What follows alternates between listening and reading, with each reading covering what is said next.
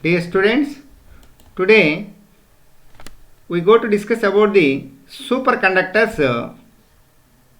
This topic in second unit, which is modern engineering materials. This is one of the important concept. Now see that superconductors. What is superconductor?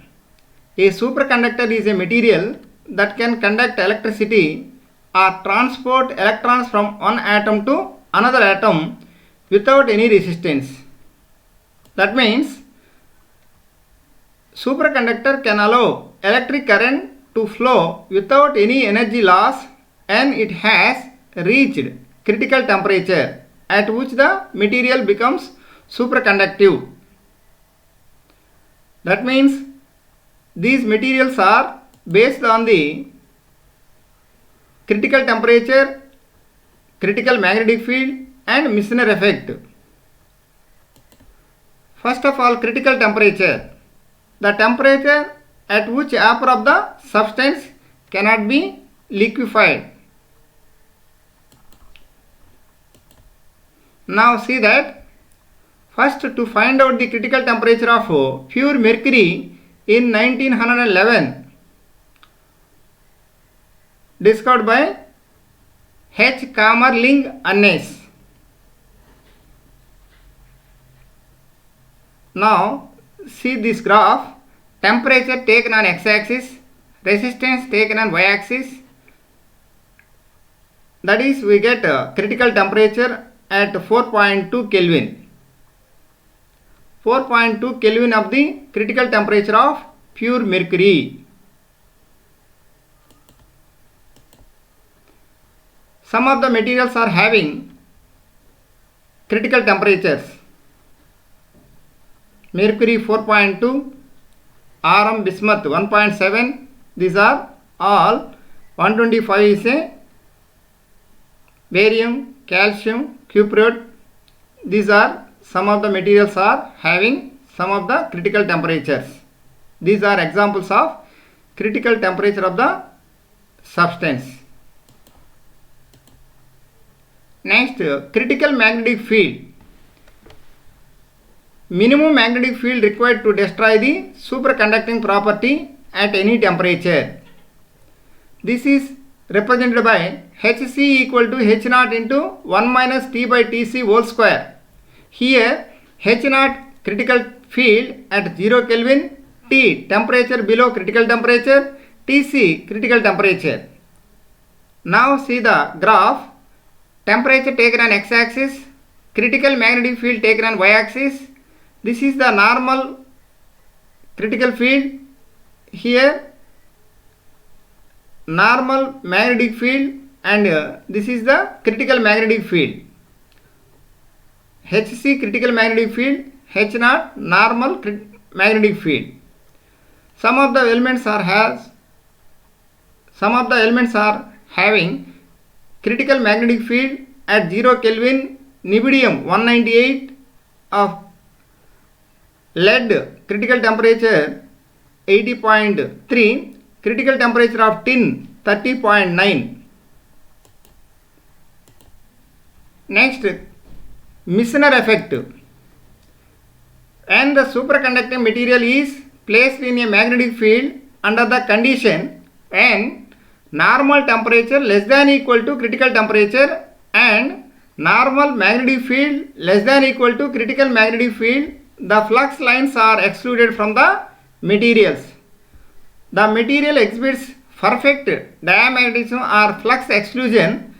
This is a normal magnetic field, but superconducting material is in this like superconducting material.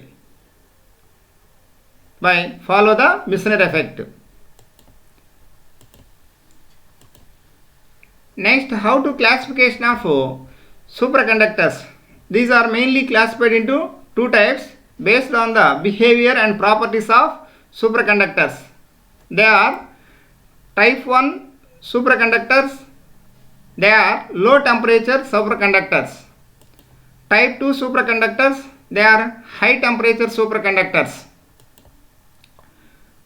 First of all, type 1 superconductors, these are act as a conductors at room temperature.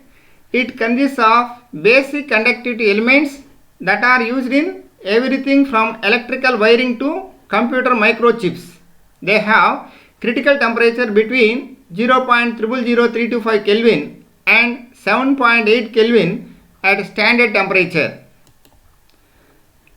In type 2 superconductors, they are composed of metallic compounds such as copper or lead. They reach a superconductive state at much higher temperatures when compared to type 1 superconductors. They are not partially good conductors at room temperatures. So these are the type 1 and type 2 superconductors, but we go for discuss about the difference between type 1 and type 2.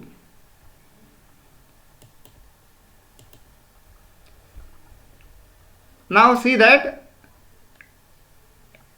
type 1 superconductors has low critical temperature, but type 2 superconductors have high critical temperature. Low critical magnetic field are having, type 1 superconductors are having low critical magnetic field, but type 2 are high critical magnetic field. They exhibit, that means type 1 superconductors are exhibit complete Meissner effect, but type 2 exhibit partial Meissner effect. Exhibits a single critical magnetic field, but in case of type 2 superconductors are two critical magnetic field. Type 1 superconductors are also called as soft conductors because of low temperature. Type 2 superconductors are also called as hard conductors because of high temperature. The highest value of critical magnetic field is 0.1 Weber in type 1 superconductors. The upper critical magnetic field can be the order of 50 Webers in type 2 superconductors. Type 1 superconductors are generally pure metals, but type 2 are generally alloys and complex oxides of ceramics. Type 1 are completely diamagnetic, but type 2 are not completely diamagnetic. Type 1 superconductors are very limited applications. Type 2 superconductors are used to generate very high magnetic field. Some of the examples of type 1 superconductors: lead, tin, mercury. But type 2 superconductors, examples of type 2 superconductors are alloys like niobium till, niobium titanium, niobium zirconium, etc. So these are mainly difference between the type 1 and type 2 superconductors.